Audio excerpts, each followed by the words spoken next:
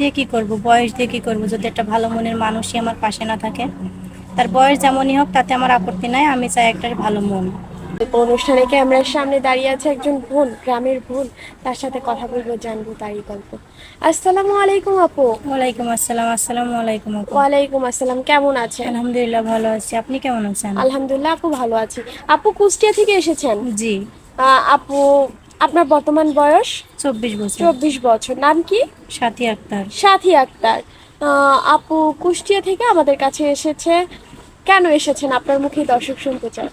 আমি একটা ভালো মনের মানুষ চাই, যে কিনা আমার সুখ দুঃখের সাথে আমার পাশে থাকবে। আমি এমন একটা মানুষ চাই যার ভিতরে আঘাত, কষ্ট আছে, যন্ত্রণা আছে, এমন একটা মানুষ আমার জীবনে আমি চাই। কেন যন্ত্রণাময় কাউকে চান? যার ভিতরে কষ্ট আছে সে খালি ভালোবাসা বুঝে, আর যার ভিতরে সুখ আছে সে কখনো কষ্টের মূল্য বোঝে না।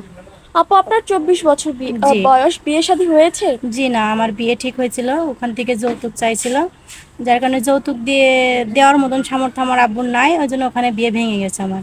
বিয়ে ভেঙে গেছে? জি।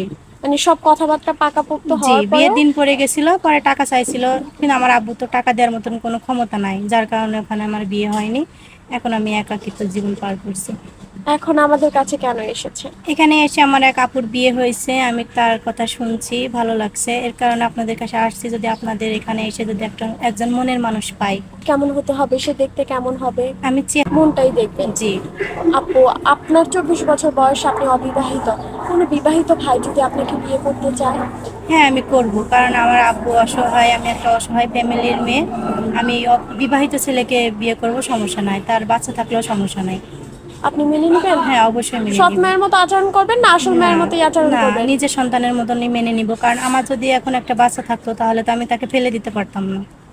বুঝতে পেরেছি আপু, আপনার সাথে যোগাযোগ করবো কিভাবে? এবার আপু, আমার তো ফোন নাই, আমার সাথে যোগাযোগ করতে হলে এখন স্ক্রিনে দেওয়া নাম্বার আপনাদের, এটা আপনাদের সাথে যোগাযোগ করলে হবে। সুপ্রিয় দর্শক, ওনার নাম সাথী আক্তার। উনি এসেছে ওনার বর্তমান বয়স 24 বছর।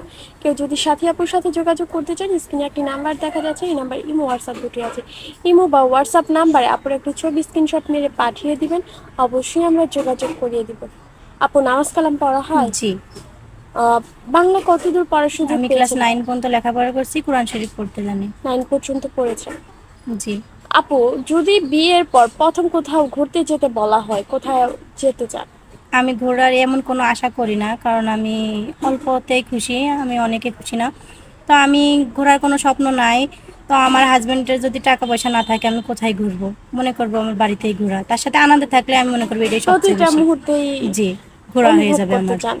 জি। আচ্ছা আপু, ভালো থাকবেন। আসসালামু আলাইকুম। ওয়ালাইকুম আসসালাম।